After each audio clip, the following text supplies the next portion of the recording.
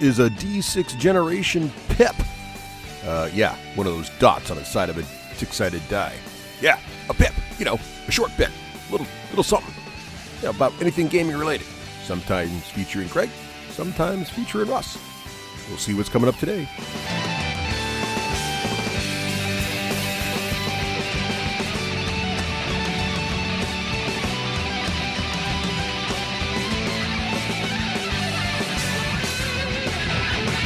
Hey, welcome back. And now, I know we've been doing a lot of episodes around Dungeons and Dragons. In fact, the last, I don't know how many. Since the pivot to COVID, we've pretty much gone full-on D&D all the time. However, every once in a while, we like to slip in different kind of content, a little surprise here. And I am very excited to have back on the show after a hiatus of how long? I don't even know. Raef Hollywood Granger. Raef, welcome back to the show here. Thanks, Russ. Yeah, so hello, everybody. I had this idea when Russ asked me, I'm going to get right down to it. When Russ asked me to join the Zoom campaign as a way to get through COVID. And he's doing such a fantastic job that I was like, Russ, I've got to get you on air and we're going to get some of your GM tips. And I've been out there. It's been a hiatus for the D6G, but I always love coming on. I love this audience. I still answer and talk to people on Twitter. So, follow me at Raef Granger on Twitter, and I'll talk about any D&D stuff. And I do have a work podcast called the Raef Granger podcast, which has all of, I think, 3 listeners. So I love being able to, that's for work. And this is for fun and games. And so, yeah, Russ, I'm glad we're getting a chance. And I want to do more of these, by the way. So I'm in. Excellent. Okay. Yeah. Here's what we're going to do, guys. Those of you that are longtime listeners. Oh, I have a funny story to tell you too, Russ. And all of you listening. Those of you that are longtime listeners know that I have a way of, Russ has no idea what we're going to talk about other than the topic. I have a way of just answer, so he doesn't know. He's not prepared. Here's my story. You want to hear a funny story? Sure. Do you remember the old joke how we used to go to conventions and we'd go to the hotel lobby and we'd go, do you know who I am? And we were, joking on our little micro celebrity that we had back in Yes. Okay. And trust me, guys, we don't take that seriously. Well, my son, I guess my fame preceded me. He's getting his haircut at the college that he attends. And the barber says, hey, what are you going to do this weekend? And my son Lou says, I don't know. I'll play some games or play some Call of Duty or something. And the barber's like, oh yeah, I play computer games too. And I play other games. The barber says, I play some board games and stuff. And my son named a game. I don't know which it is, something like Settlers of Catan or something like that. And the barber's like, oh, you know about those board games? And he goes, oh yeah. My dad, he plays all sorts of those board games. He plays Warhammer 40K. And the barber's like, wait a minute, your dad plays those games? And Lou's like, yeah, he's played them for years. And then he says, yeah, my dad even had a podcast on it with his friends, Russ and Craig. And the barber says, wait a minute, are you talking about the D6 generation? Oh my God, that's crazy. Yeah. And Lou says, yeah. And he's like, Russ and Craig. And he's like, yeah, they've been over my house. I've known them since I'm a little kid.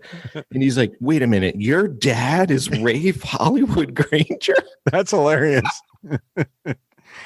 Can you believe that, Russ? I know, that's pretty funny.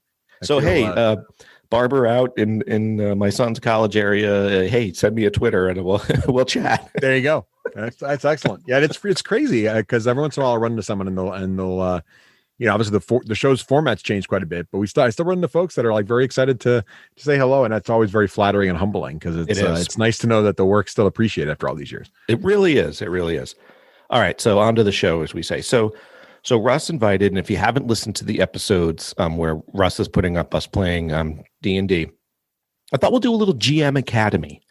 And Russ will be the expert. And see, this feels weird already because I don't consider myself like an exceptional dungeon master. I feel like I'm just sort of finding my way. I know. It also feels weird because you're not really a braggart, and that's why I didn't want to tell you the questions ahead of time. But really, I have to say, Russ, like out of all the campaigns I've played, This is one of the best in my entire life. That's how good it is. See, now I want to ask you all these questions because I don't know what I'm doing that's so special. Like I'm going to tell you. Okay. All right. Because I want you then to answer for us what you're doing so that others can learn and do this too. Okay. That kind of pre-requires that I know what I'm doing, which again, I want to stress. I'm not entirely sure I do, but okay. But I'll do my best to all right. This question. Here's why. It's the world that you've created, which I get it's from a module, and tell everybody the world in the campaign setting because I'm terrible with the names and remembering. So one of the things, so just to kind of put a backstory on this, because I think we've mentioned it on those few episodes, but to those who haven't listened, and what's kind of fun though about all these D&D episodes now that we're doing is that it's kind of getting back to megasodes. Like last episode I put up was like 3.5, 4 hours long. So wow, really? It's kind of funny. Well, because we play so frequently, we play once a week, so. Instead of putting up an episode every week, I've just started merging them together. So each session's 2 hours. So, that's smart. So if you want the audio version of these, you can listen for 2 hours straight per episode of the podcast. Or if you want to see it with video, you have to be on you have to be a patron. But the video includes, we're using roll20.net, right? So the video includes like how we're using Roll20, and you can see the maps and the characters and the faces, this live video, everybody's face while they're talking. But the reason Wait, I want to say one more thing about the Patreon plug. Yeah, sure. Sorry. So that it can support all of our yachts. The three of us have yachts from Patreon. Let's admit it. No yachts were required for Patreon. No, but you might want to subscribe to Patreon because as much as we try to translate what we're seeing visually to audible, to be like, oh, what we're watching on the map is, but I don't know that we do a good job of it. So we could be leaving listeners like, what are they talking about? Because we forget that not everybody's seeing the screen. Right. Go ahead. Forget that. Yeah. But so one of the things I've done since I've started DMing, and long-time listeners to the D6G know that I had a campaign going with my kids since they were like 12, and my oldest daughter's in college now. So I ran like a 6-year campaign, and then we turned around. We did Tyranny of Dragons, and then we turned around when 5th edition came out, and then we turned and I DM'd games for them before that, and I talked about them on the show. There was a fairy tale game when the kids were little, and I did Mouse Guard when the kids are little. And then I got into 5e when it came out with my kids. But one of the things I've been doing, so since I've been DMing in 5th edition, because when I was very, very young and I used to DM, I made my own worlds and everything. But in 5th edition, I just decided I'm going to be a lazy as possible dungeon master. And so I've been buying pre-made modules. So I did Tyranny of Dragons, which was the 2 modules, Rise of Tiamat, Horde of the Dragon Queen.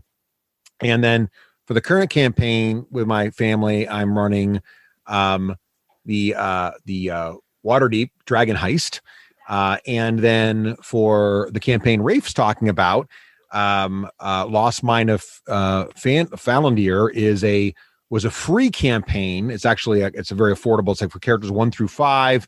I want to say it's like $15 or $10 on D&D Beyond. But Wizards was giving it away for free back in the spring.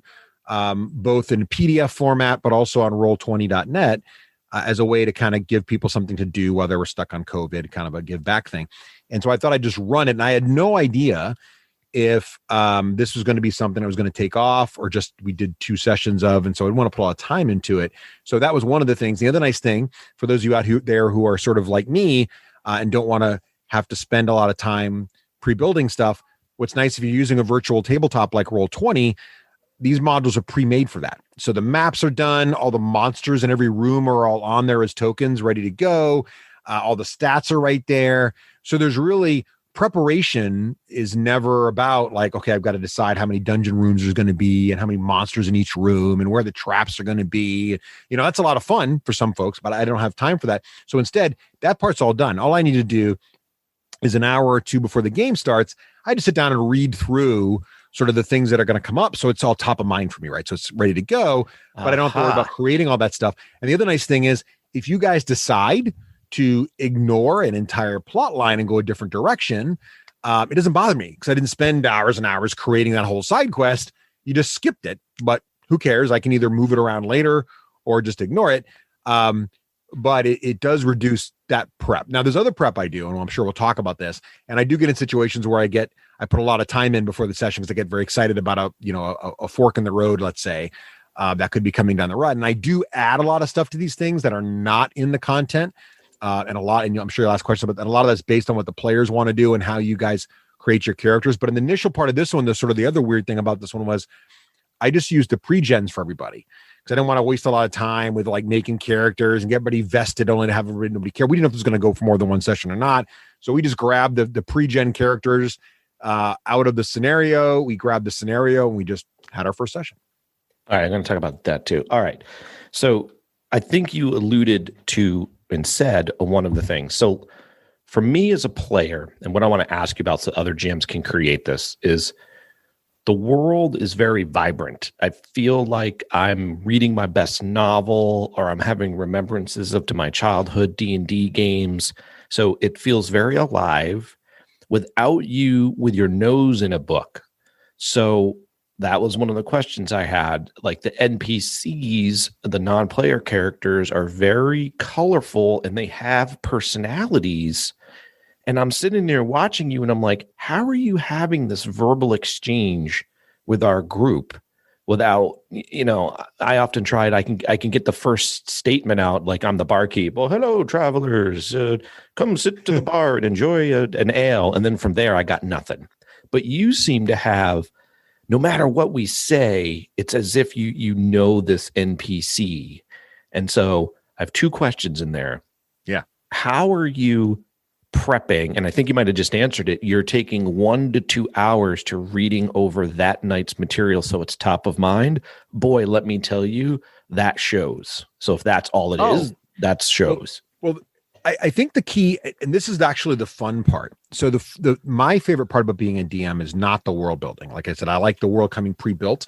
The other part that's been fun about that, and I'll go back to your question in a second. Mm-hmm. No, keep going.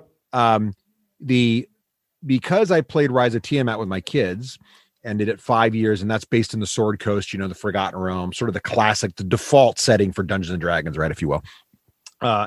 What I like about that is it's got nostalgia for me because, I grew up in Forgotten Realms when I was a kid. And of course, we've all played the video games. Is Forgotten Realms with Rassilin and... Yeah, Forgotten. Well, no, Dragonlance is a little different, but like Baldur's Gate and Waterdeep and all those video games and all that stuff, they're all set in the cities of Forgotten Realms, right? So all the major stuff and Tiamat and all that stuff. Now, D&D is really a multiverse, so you can connect all your stuff that way. But I like being right on the Sword Coast. Faerun is the larger land, but the Sword Coast is a specific region that I really like.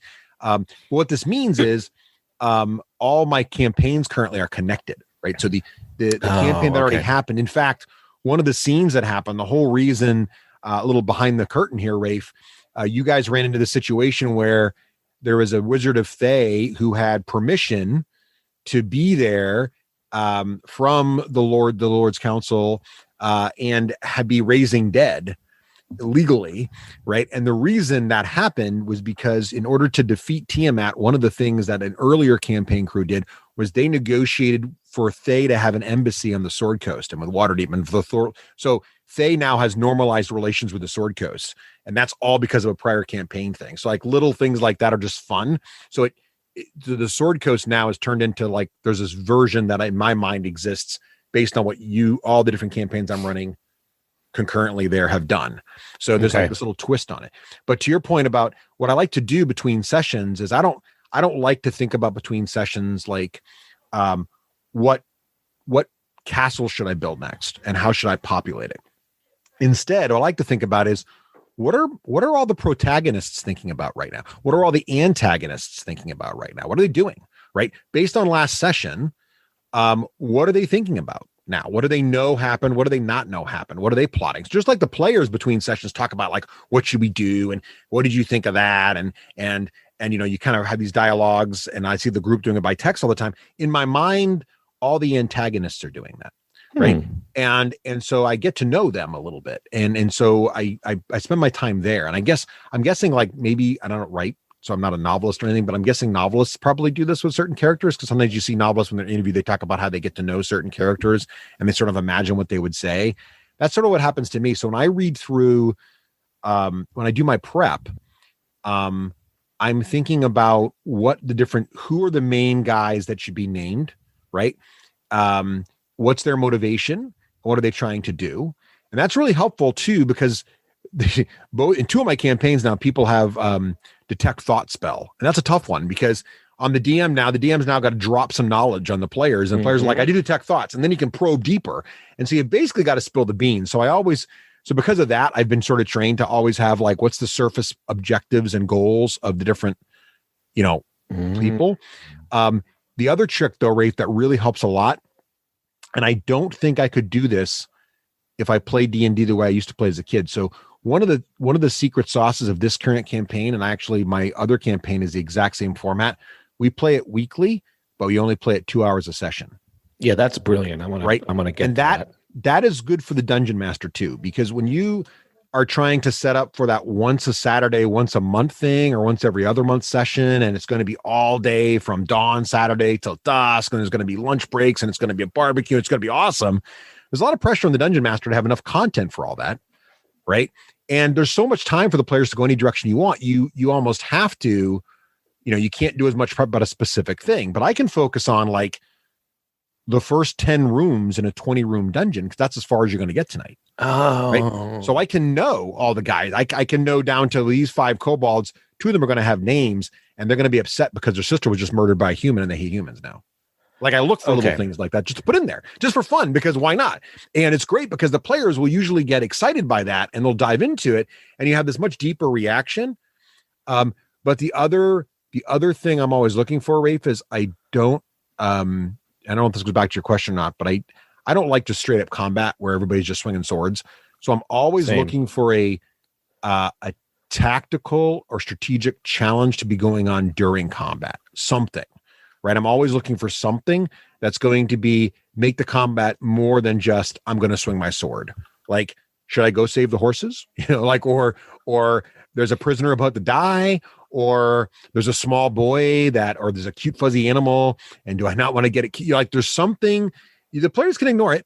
But oftentimes they'll grab the hook and they'll do something with it, and it takes a ho-hum encounter into something really fascinating. See, that's what I didn't even know behind the curtain. Okay, because that's why I love this campaign so much, is I like the role-playing aspect, spelled ROLE, just as much as I like the role-playing of ROLL and rolling dice, meaning hitting and using my sword or whatever.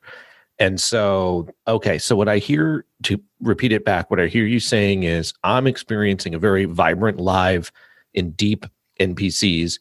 And the way you're achieving that, one is you have this history with the world, but let's put that aside from GMs that might not have that. 2 is your prep involves realizing that in a 2-hour period, the party's not going to get that far at all. Yeah, I do think as a GM, I can think, oh my, they're going to go more than 10 rooms. No, they don't. Right. So you've got a good sense of how far they're going to go, and that enables you to have the time to say, hey, what are the characters, the NPCs that they're encountering? What are they thinking? What's their motivation? Where do they fit into the whole story? And one thing I would add to that is a specific action a dungeon master can do is I will go through each character. So in Roll20, but this doesn't matter, however you take notes, right? So in Roll20, there's like an entry for every NPC, in the system, and I'll pop those up. And usually they'll have a high level something, but I'll go in and I'll add a few bullets. In the materials that I have. Yeah, like they'll have a few material. It'll be like, he is an arrogant noble who, hates elves. They'll say something like that. And his objective is to make sure that this magic item doesn't fall into the wrong hands or something like that, right? They'll give you that much.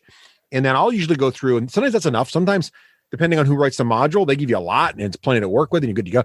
Sometimes though, I'll usually take that, and because usually it's written in this long paragraph format, which when you're reading it like a book, it's fine. But when you want to go back and glance at it, so what I'll usually do is in my notes, whether it's on a notebook or inside Roll20, I'll just have at the top of the GM's notes for this person, I'm just going to put like 4 or 5 bullets that define like the top noticeable quality about the person, and maybe there are 2 or 3 objectives. Right. Okay. And that way, if you read their mind, I'm just going to read you the bullets. In fact, I don't know if you noticed this, but when you read the mind of the Wizard of Thay, I literally just exposed the bullets that I had. Yep. So I just have those bullets there. And that reminds me, he talks with a New England accent, or he, and he doesn't like halflings, and he likes to cook, and sometimes it'll pop up. Like a lot of the times this stuff happens organically in the middle of the event. So I won't even think about it beforehand. It'll come up, but then I'll make the note right there. So when it comes up the first time, then it'll be there for me next time when if that character reoccurs, or if you're not done interacting in between sessions, I'll just make a note. So sometimes it's just organic. It pops up. Sometimes I've had the forethought to think about it, but that sort of 4 or 5 bullets that define this person and their motivation and their style is the key, I think, to being able to glance at them in a minute. I like the idea too about the fact of the 2 hours. Let's talk about that really quickly. Yeah. So when Russ started this, he said to me, "Hey, Raef, we're going to, what do you say we play every week for 2 hours?" And I was like, "No, people aren't going to make every week." He's like, yeah, I know. But if they miss 1 week, we still get 3 in. And that's still a 6-hour session. And the previous campaign I was in, run by Greg Ivany, who also did a really good job, different system. It was Pathfinder. And Greg's really good at those rules and the setting, and it's just really fun. And we play once a month. And I was like, but we all really committed to it, so we did it. I think I'm converted to this 2-hour format because it's really fun to just we start at 6:30 and we're done at 8:30. It doesn't kill the whole night.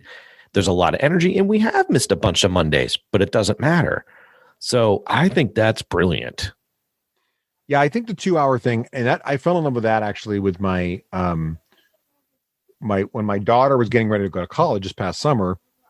We played a lot of big sessions near the end of the Tyranny of Dragons campaign back in the winter of 19, and my daughter was going to college this past fall in 2020. So we were like, over the course of the summer, what I wanted to do is move, even while we were all co-located here in New Hampshire still, I wanted to move to using Roll20.net so that while she was at college, she could join in. And I figured she would in college, obviously I wanted her to have no commitments in the beginning, get to know the school, the procedure, all that stuff. But I felt like, well, if it's just 2 hours every Sunday, right, or every other Sunday or whatever, that's not a big ask, right? That's right. And so over the course of the summer, that's what we did. Every Sunday we played for 2 hours. We started that actually slightly before the campaign you're in started, and when I decided to do the same format. And what's nice about it, and a couple of rules of thumb. And I remember you guys, there was a mixed reaction by the players when I first said this. The first rule in my campaigns is we will leave no player behind. We will not play if one person can't make it. Mm-hmm. Period. End of story. Not a discussion. And the reason I think that's important is in past camp, and it's not because the players won't say play without me. I mean, players will always say, "Oh no, play without me. It's fine. I'll catch up next time. It's fine." Mm-hmm. The problem when that happens, I think, is twofold. One, suddenly it doesn't feel like a commitment so much if you can miss out. And you don't feel like you're letting other people down as much as you are. Not you, but the person is, because they do expect you to be there. It's better than more people. And then all of a sudden, if you don't make it once, then the other person won't make it once. And then before you know it, only 2 people out of a 4-person party are showing up, right? And you become less vested because you're not playing it regularly. And so, so my rule is, nope, if we're all here, we're playing. And if one person can't make it for whatever reason, we're just not going to play. And I think it does a couple things. One, everybody's still vested because you all remember the story and we're there. 2, everybody gets to know each other really well and their play style and their characters. And 3, you realize that if you can't make it tonight, you are going to prevent anyone from playing. Yeah. And so it makes it a little more likely you show up. I want to talk about that as a GM tip that you just talked about, but I want to highlight it. I was the one that was like, no, come on. If we've got 4 out of 5, the rest of us are here, we should play. But I've come around because you are very non-judgmental. I can go, Russ, totally biffed my calendar. I don't know what happened. Sorry. And you're like, okay, no problem. Hey, everybody, take the night off. I never feel guilty. I never feel like you're mad. I never feel any pressure from you or the other players. But I do have an internal pressure to be like, I can't mess that up again because I just prevented 5 other players or 4 other players. You don't want to be the guy 2 weeks in a row. Right. To having no fun. And we had one we just missed 2 weeks in a row because I had a planned event. But then the week before, someone just had a birthday for their wife, which is totally understandable. So we missed 2 weeks in a row. But to your point earlier, if we're playing every single Monday and you miss one here and there, you still get 2 or 3 sessions in a month. You're still getting some good sessions in. You're still getting 4 to 6 hours of D&D a month in. You're still making progress on the story. And I think the other key thing that I really came to realize, and when I was a younger DM, I always bothered me. So as a younger DM, I always used to be like those memes talk about where the DM plans all this. And this is the other trick to not spending a lot of time planning. When you put all this time and thought planning, and the players only make it like 5 feet into your dungeon because they spent an hour having a serious discussion about whether or not they could leave the horses alone outside. Right. I came to realize that the hour they spend discussing about the horses is actually the best part of Dungeons and Dragons. Like, yes, the best part of Dungeons and Dragons is not getting through 16 rooms and killing 48 creatures. That's a part, but the best part is when the players are talking to themselves and you as a dungeon master are just smiling, realizing that everything they're really all excited about and thinks the most important thing they got decision about to make makes absolutely no decision, no matter whatsoever. And you just enjoy listening to it. So like, but then the fun part as a DM is you can make it matter later. Like when I want to pause before you go, because you're hitting one of my topics, which is I asked you one time, hey, Russ, what are you like pacing what you just described about the hour for the horses? And you said something to me. And I said, you said, what a successful night is, Raef? And do you remember your answer? No, I don't. Make sure everyone has fun. Yes, that's right. You said it's not whether they got to room number 6. It's not whether they thought your NPC was brilliant. And so you're like, if everybody's having fun, wondering what to do with the horses, which, by the way, this really happened in one of our campaigns, then that's what's fun. That's kind of a brilliant thing to remember as a GM, I think. It is what's fun. And what's also fun is you can take something that, instead of as a dungeon master being frustrated that your players are going after a squirrel, right? Make the squirrel a plot point, like turn it into something, lead them somewhere with it, or make it nothing and make that a lesson. You know what I mean? Like do something with it, Now, one of my critiques, which is I was wrong yet again. This topic should be called "Where Raef Was Wrong." Doesn't matter. You were playing D&D 5e with your kids, and I'd hear some of the stories, and I was sort of meh on D&D 5e because it wasn't crunchy enough for me, which is ironic because I'm more of a fluffy, not a crunchy, like miniature gamer and stuff. Right. But what I liked about Pathfinder, for example, and this is going towards a question, is because it was so crunchy and granular, my character really mattered. And what my character could do was different than the other character due to the rules. Mm-hmm. And when I first played D&D 5e, and I don't remember who the DM was, and I don't think it was a DM fault, but it seemed everybody could do everything. It wasn't very special. Mm-hmm. You don't have that. Everybody is special. And when you were talking about going after a squirrel, so I want to hear about that. How do you make everyone special? And then I want to hear, you seem to have figured out the line between where you're not like, I want to climb the pine tree to get just 10 feet up, and you're like, make a roll up. Nope, sorry, you can't climb a pine tree. And we're sitting there going, come on, anybody could really climb a tree. Like, you're not doing that, but yet you're making our skills matter. You get what I'm asking about the tests? And yeah.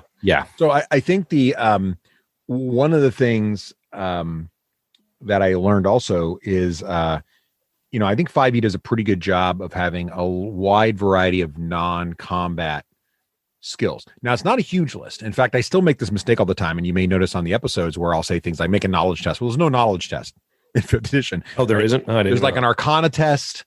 There's like a nature, so you got to kind of, but one of my favorite things with the DM screen is it lists all the skills. And because there's not many, it actually makes it pretty easy to consume as a DM, right? You can look at them and you can sort of see them, but you should use them. And one of the fun things about doing those tests is, so I give out inspiration like candy, right? Like I give out a lot of inspiration. Another good tip. But I also make the players make a lot of rolls, like a lot of rolls. Now people do get caught up, and I would argue that I actually do things like, I want to climb that tree. Okay, roll to see how well you climb it. It's a tree. Yeah, but how many times do you hear about a friend who twisted their ankle doing something stupid, right? Stupid stuff happens all the time. And so what I like to do, and another mechanic that I use is I love critical successes and critical failures, right? I think they add a lot of story. So I actually have these decks that are called the luck decks from this company called Nord Games. And if you roll a 1 or a 20, a natural 1 or a natural 20 outside of combat, if you roll in combat, there's actually rules in 5e for what to do. You do extra damage, things like that. But if you're out of combat and you roll a natural 20 and you're trying to make a knowledge test, or you roll a natural 20 when you're climbing that tree or whatever, if you're having these cards to give out, they give you like a little bit of luck. And there's something that's a little bit like add a D6 to your next saving throw or something, some little thing. So you're inclined to want to do those sorts of things more. So it gives the players a little reward. But what I like about this is it lets the players do anything. And players start to realize, though, if they start doing anything, there's just this little bit of inherent risk in everything you do. Right. So if you want to start doing a bunch of crazy stuff, go for it. But don't think that it's all going to be automatic just because it seems trivial. Right. And a lot of times those silly little things can turn into something big and become a story for the rest of the campaign. Because remember that one time the dwarf tried to climb a tree? Who's ever heard of a dwarf trying to climb a tree? He rolled a 1, broke his leg, and we had to carry him all the way back to the city. So then, but I've made mistakes before where I'm like, okay, well, I'm going to have them, I'm thinking, oh, this will be no problem. And then they roll a 1. And then I think the difference, what you're pointing out to me is you might make me climb the tree, but I might have like scratched myself on a branch and which might later get infected, or where I would be like, oh crap, they rolled the 1. Oh, you don't climb the tree. And the party's just frustrated. You don't ever seem to run into that problem. Yeah. With your tests. Well, I think the other trick is to offer the party other venues. So if they try the most obvious path or an easy path, and for some reason they just have a really bad day, give them another option, but make it costly. Okay. So let's say, for example, you were hoping that the party in the town was going to notice when the guard shifts changes, and they were going to figure out when to sneak into the thing without getting caught, kind of thing. And everybody just whiffs it on their perception checks or whatever. In fact, I had this happen in my other campaign. So they were exactly trying to do this. They were trying to get into a well-guarded villa by a very wealthy family in Waterdeep. This is part of Dragon Heist. And it was great because it was actually a very minor thing that's like just mentioned offhandedly in the book. And my party decided they were going to go back to this location they were supposed to only see once, and they're going to break in and steal this stuff. And it very much became Ocean's 11. Like they had this whole thing planned out. They cased the joint, which is awesome because the book's called Dragon Heist. The ironic part is this heist that they'd created wasn't even in the campaign, which was great. So they're trying to case the joint and they're trying to figure it out, and they roll like crap, and they're trying to distract the guards, and they cannot do it. They all keep screwing up. So finally, one of the characters had the really smart idea. She goes, well, I'm connected to the Zents. I have a connection in my backstory to the Black Network, this evil organization of the Sword Coast. So DM, it says I can use that occasionally. Is there one of my contacts around that I can leverage? I said, sure, make a roll. And so she rolled, and sure enough, she got like an 18. She's like, I'm going to use inspiration. So she got an 18. And I'm like, yeah, you do have a contact. And he comes up and she goes, can you go distract the guy for me? He goes, oh yeah, no problem. I'll run a con on the guy. I'll distract him. No problem. But you should know that, because of this whole issue going on now around here, the cops are out for the Zents now, and they're getting all arrested here and there. And you're going to have to go meet with the boss tomorrow. You better meet with her at noon. And that all got made up. And now they got this whole side quest they got to do. But the good news is they got distraction and got into the building and ended up getting what they wanted. Right. What do you do that? I'm going to go to some of the typical pitfalls that we GMs fall into. Yeah. Let's say you're like, oh gosh, they'd all failed miserably, which is its own story. But you're like, oops, like now okay, you created the alternative pathway. What would you do if she rolled miserably on that? Do you create a third, or do you ghost the rolls behind the screen to fudge it, which you don't seem to do? I normally don't ghost the rolls, but I might. They were getting ready to fight their way in, so we were going to see them fight their way in. Like what's cool is they were going to probably get what they wanted. The question was, how messy was it going to be? Right. Yeah. Now I do, and I said this to your campaign, like the beginning of last session, right? I said the training rules are off. So it is possible in my campaigns to completely die. I mean, I always want there to be an option where the party could just screw up and be dead. Mm-hmm. Me too. That's what makes it real. Happen. I mean, I don't try to, and I try to make sure that the counters are balanced and everything else, but if you're running down the streets of Waterdeep and just murdering people, you're going to get, Waterdeep's got some pretty hardcore guards and adventurers running around. You're going to be in trouble. So, the same sort of thing could happen here.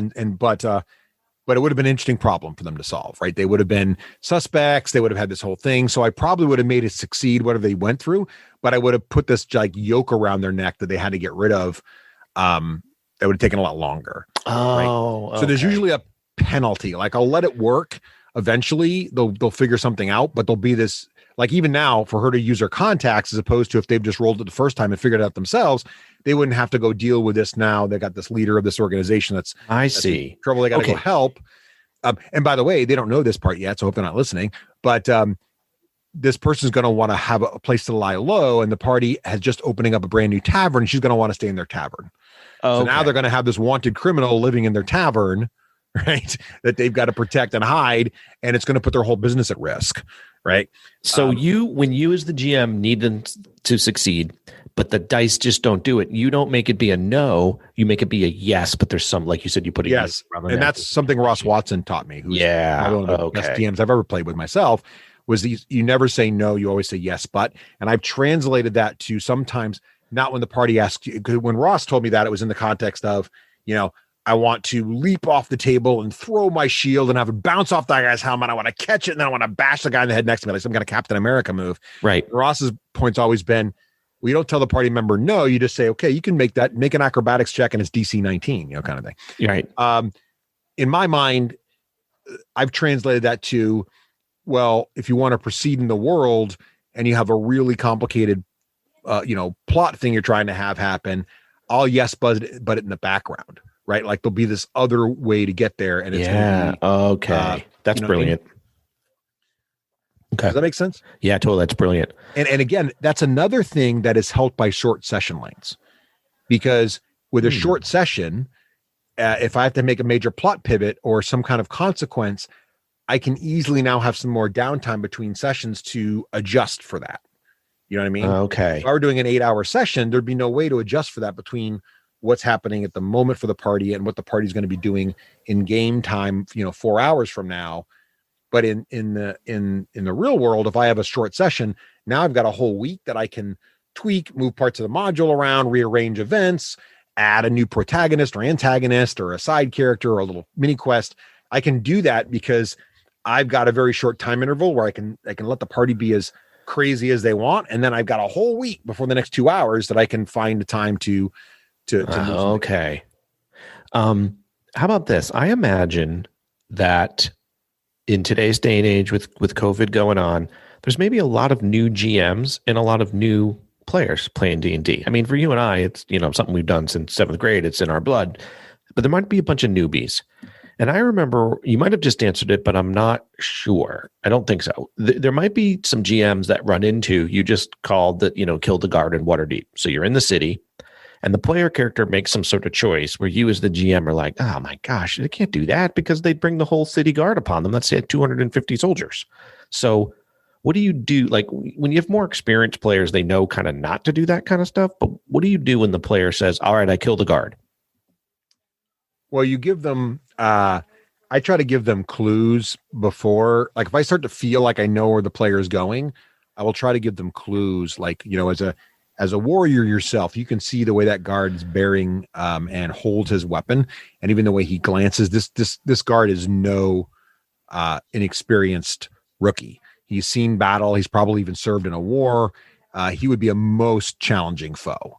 Someone's like, I'm going to go challenge that guy. Or if you see some guy brawling in the bar, I'll try to give them a warning like that. That's a little more nuanced than are you sure you want to do that, which is sort of the classic DM, like, don't do this now. So I'll try to say that. Usually when you do that, the rest, even if the player themselves, the one new player is a little bit unsure, someone in the group's going to be like, yo, like, be careful.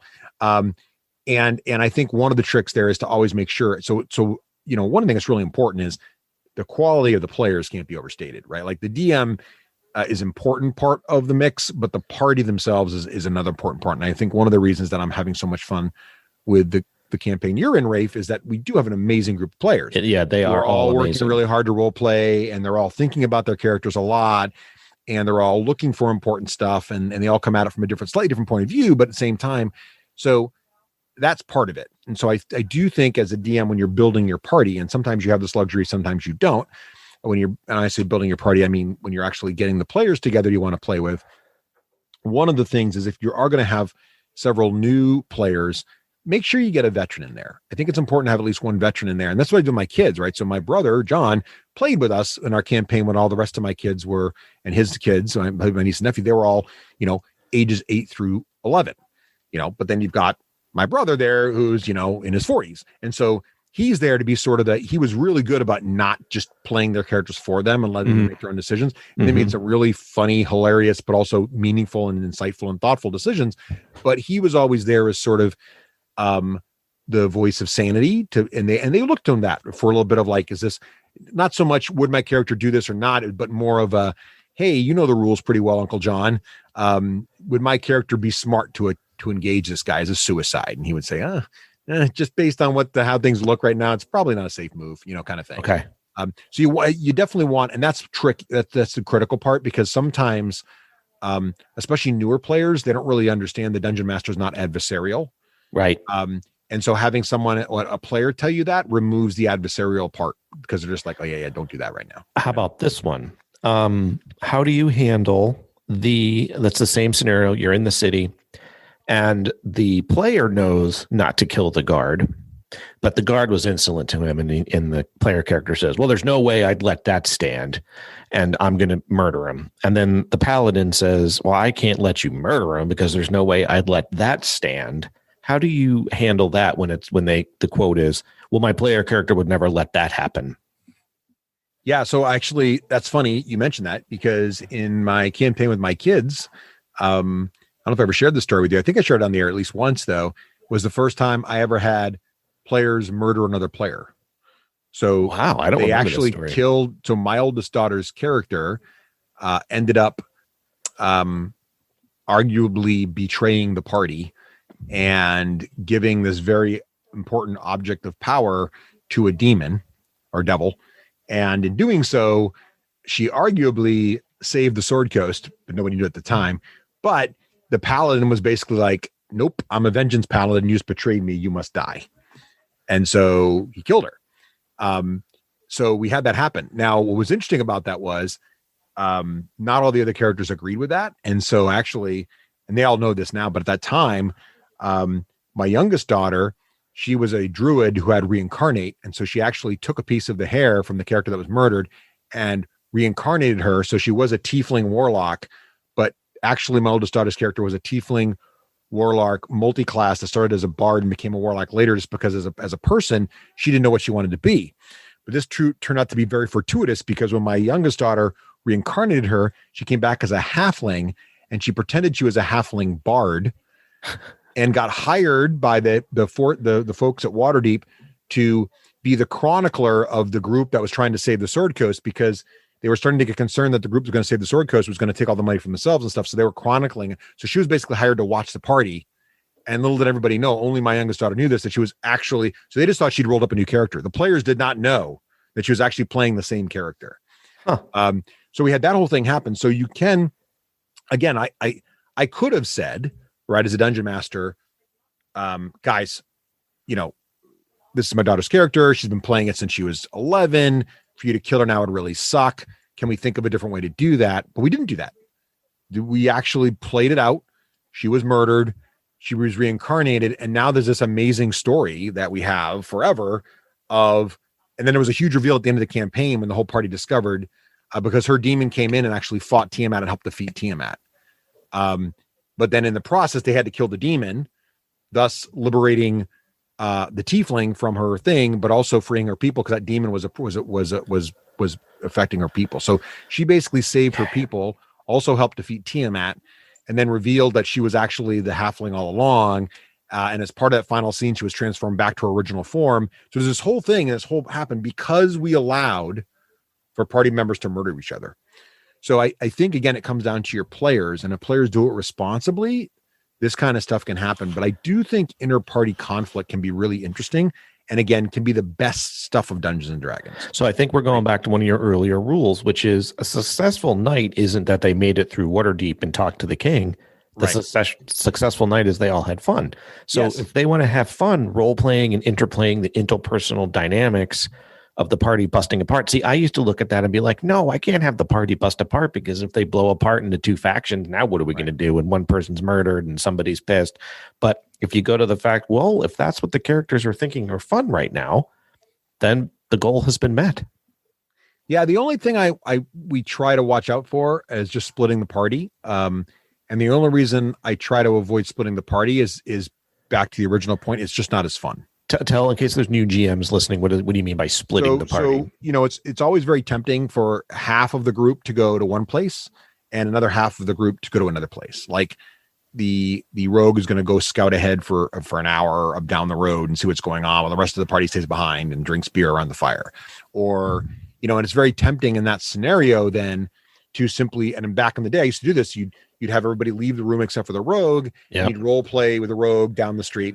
And what ends up happening is the rogue goes for like an hour and a half discovering all this crazy cool stuff and having its own little adventure. Meanwhile, the rest of the party's upstairs eating dinner and snacks and not even talking, not even playing. So that breaks the not everybody's having fun rule. So I try to limit that. And either if that's going to happen and there's a really critical reason for it to happen, I'll either say, okay, well, we're going to separate player knowledge from character knowledge. And you can all stay here and watch, magically as the rogue tries to do this thing, which then becomes hilarious because they start giving the rogue crap for doing stupid things. Mm-hmm. Or we just come up with a reason why that's not a good idea and they think of another way to do it. So that's probably the most unrealistic thing I try to do in my campaigns, is to try to come up with reasons that the party wouldn't separate, because in real life, they'd probably separate more. But we did just have a hilarious scene, again, back in Dragon Heist, with the villa being broken into. While one part of the party was breaking into the villa, they decided that they needed an alibi. So while they're breaking into the villa, they wanted to make sure that someone in the town saw all of them somewhere else, so that if it did go wrong, it would be just no chance that anybody thought they were there. So what they did was they had this bard they're trying to open this inn. So the bard went to this very famous winery on the other side of the town, Lizard Liqueurs it was called. And the bard went there to buy this liqueur. And it's a very she shop. So it's a high-end experience where they wine and dine you and they sample all the wines and you pick what you're going to buy for your establishment, right? Very high-end. So he goes down there to negotiate with her. And one of the other characters goes with him, and the other character's got disguise self. And so she keeps coming into the room as the different characters in the party, asking questions and leaving as part of. So the store owner thinks they've met all of them, when really only two of them are there. And meanwhile, the other side of town, the rest of the party's breaking into this villa. And so what we decided to do is we did split the party in that case, but I let everybody see both things happening, which was hilarious, because what was actually happening was this back to your rolling the ones thing, Raef. So the bard that was trying to negotiate all this wine deals for the tavern kept rolling ones on his constitution check. So the market person, the salesperson, got him stone cold drunk and was able to get him to agree to anything. So as the other player kept trying to come in as different characters, she would see him getting drunk and signing more and more paperwork about how much he wants to spend on the finest wines, like 100 gold a barrel for this one and 300 gold a barrel for that one. And he's signing it all. But she can't stay because she's got to go out and come back. So meanwhile, the rest of the party who's trying to break in is like literally seeing their money getting spent and they can't do anything about it because they're back at the villa. And it was hilarious. And it's all because we decided to let the player knowledge be split. We decided to make them make all their rolls and they're failing them. Now, did he succeed in distracting them? Yes. Did they end up, actually, there's a bunch of your good examples. Did they end up breaking into the villa and get everything they want? Yes. Does the town think they were at the winery and they couldn't possibly be the ones that did it? Yes. Did it cost them 550 gold worth of wine to do it? Yes, it did. And then their plan was, then they were like, you know what we're going to do? Because we can rob the cart as it delivers the wine the next day, because payment's not due until delivery. So we'll just rob the cart the next day and then we'll get all the wine for free. We don't have to pay them. It'll be a win-win-win. But then as they started to scout the cart out, I started describing all the guards around it and all the witnesses and how bad it would be, right? I didn't say they couldn't do it. And they decided, you know what? Okay. The heat's going to be down on us. It's not going to be worth it. We got this amazing stuff from the villa. 500 gold is a small price to pay. And we are actually getting the wine we can sell on our thing. So we'll just sell it for a profit. We won't rob them. Right. So kind of a good example of all the things we've been talking about tonight, right? If you split the party, but everybody watch, it's still a lot of fun because you could. And what we did was we would go for like 3 or 4 rounds in the wine shop, and then we'd go back to 3 or 4 rounds breaking into the villa. So it was almost like a movie watching. Scenes, and that was a lot of fun. It was tricky as a dungeon master, but here's another place where Roll20 helps you a lot. So playing traditionally on a traditional table with physical miniatures and stuff, of course, is always awesome. But if I had to switch back and forth between the winery and then this cool scene where everybody's breaking into this thing, it'd be hard. But with a virtual tabletop, I could just flip back and forth between the two maps instantly. And all the miniatures were still where I left them. And so we were able to quickly and easily transition back and forth. And that's another point worth mentioning, Raef, is the virtual tabletop, because you can, in the middle of a battle, your miniatures all just stay where you were when you resume next time they're still there. You can quit in the middle of a battle, right? Right. Which is a big help when you're trying to have a very strict 2-hour time limit on your session, right? So I just covered a lot of ground there, but basically I think the virtual tabletop and the 2-hour time session is a really very magical thing, because in that big complicated scene I was just describing, with some people trying to bargain with the wine owner and some people trying to break into the thing, that was over several different sessions. And as things started to going wrong, I started thinking of other things the shop owner could do between sessions, right back to some of your earlier questions. What's the antagonist's motivation? What is she trying to do here? Is she really trying to swindle him, or just trying to get a mega sale, but she's going to give him everything he's asking for? Meanwhile, same thing back at the house. What if they can't break in? What happens next? Who's going to see them? Who's going to know they were there, right? So that, again, those short sessions in the virtual tabletop really let you do a lot more than I thought you would.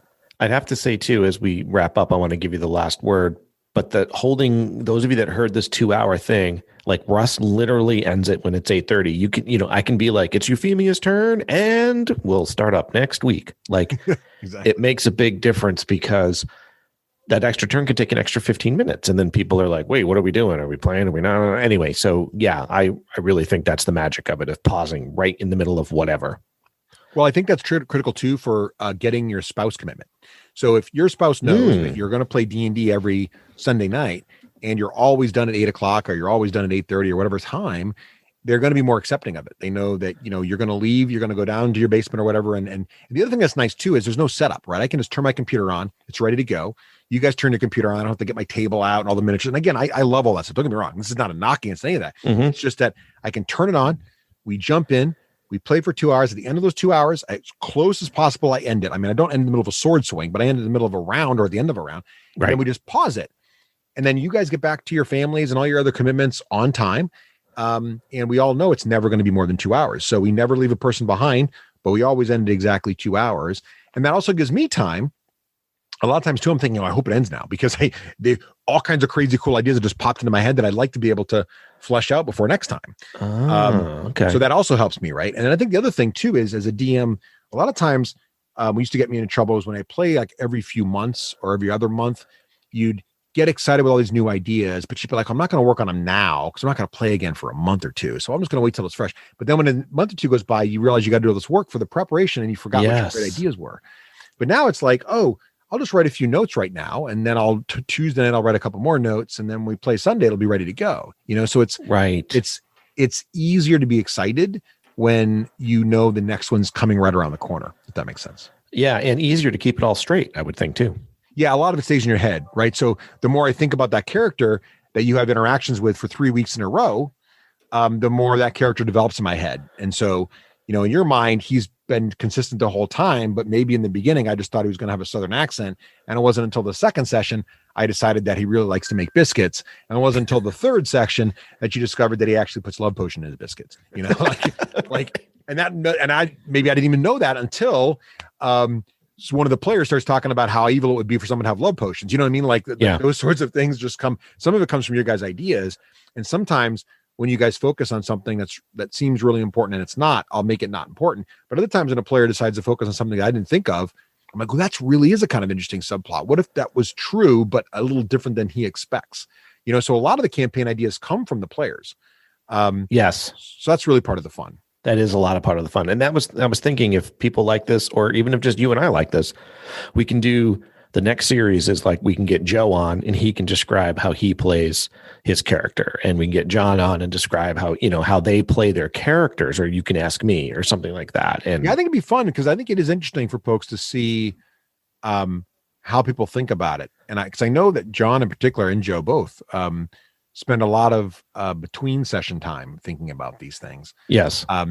And I don't know. I know a lot of players just show up and play, and that's cool too. Whatever works. But I think in this particular case, I get the feeling, based on a lot of the texts I see, that a lot of people are putting between session thoughts into it. Oh yeah. Which makes it more fun. That always gets me excited as a dungeon master. When my daughter will draw a picture of her character or share an idea, or you guys start texting each other about different thoughts. To me, that's the most fun, because it means it's just getting everybody excited, and it's like we're all building a story together. And that's the important part too. Like as a DM, I don't think of myself as like the guy who writes the story. Right. I feel like I'm the narrator, and the story comes from everyone. Yeah, who facilitates the story. Yeah, exactly. I'm facilitating the story, and it makes it easier too to remember that when I'm not using my own story. So because I'm taking material from Wizards of the Coast, I didn't write this to begin with. It's not my story to really tell. I definitely add parts to it. I definitely add side notes to it. I definitely bring other ideas into it. I bring ideas from you guys into it. I have crazy ideas sometimes that I thought would be kind of funny. Like the bugbear becoming a cook sort of thing. Yeah. But for the most part, like it's their story. And it's like, what happens when this crazy group of players runs into this story with this group of events that Wizards put down, like this group of antagonists and protagonists meet, what's going to happen? Right. And that's sort of the fun. That's my biggest takeaway, I think, is that when it's not your material, you're not just reading it once and then hoping you know how to spit it out from there. You're contemplating what it all means and how it fits into the story that you're ready to tell.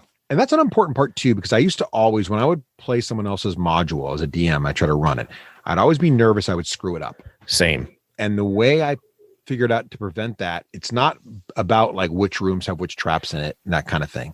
It's really about the overall arc of the antagonists. So what are the antagonists trying to do? What are the other how do the current antagonists relate to the other boss antagonists, right? So can this antagonist die? Does it break the story? Would it destroy his organization? Can this other antagonist die? If he did die, would the organization be dead, or we just replace him with someone else? I'll just roll up an NPC then, Right. And half the time too, I'll just Google. I won't even roll up an NPC. I'll just Google because there's like a million of these generators out there. I'll Google like half-orc barbarian. Someone will have a cool one with a cool picture. I'll be like, I'll just borrow this. I'll just grab that stuff. And so that's sort of the how I think about it. I don't really worry about. And once you get the overall plot of the major antagonists, everything else doesn't really matter, right? I mean, everything else is just sort of a stage for those that sort of story to unfold on. And I think that's the key. And the tricky part is to not get your head too cluttered with too many of antagonists at once. So you kind of like think about who the main villain is. And I use video games for this a lot. Like, because video games, you always think about, if you think about a long fantasy video game, it's usually like the first person you're dealing with. Yeah. And you eventually beat that boss, and there's another person you're dealing with. And then you beat that boss, and there's another person. It's kind of like that in my mind. Like there's this sub boss, right? And you got to deal with him. And then there's another sub boss, and you got to deal with that or her. And then there's another sub boss. And eventually you get to the main boss. And if you want to get fancy, you can have little groups of bosses and things like that. But in the end of the day, keep it small enough so you can hold them all in your head and kind of know what they're thinking. I love it. That's great advice. All right. Well, thanks. Is perfect. Is exactly what I was envisioning. If I actually can already think of GM Academy 2, but I think we'll get the player characters a chance. I like player characters. All right, great. Well, let's do these every so often, Raef. So we'll get this one up. Hope everybody enjoyed listening to this. I'm sure there'll be another episode of D&D live here coming out very shortly. Yep. And then, maybe we'll get the players on here, Raef, and do another D&D Academy. That'd be kind of fun. I think that's perfect. All right. Have a good, everybody. Merry See you all. Christmas.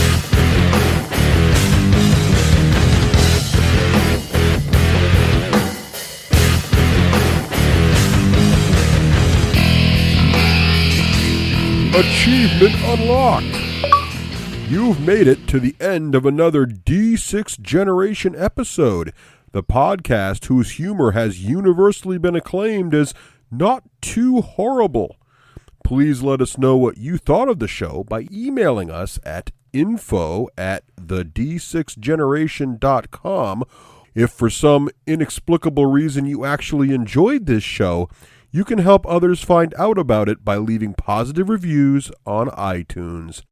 Thanks for listening and happy gaming.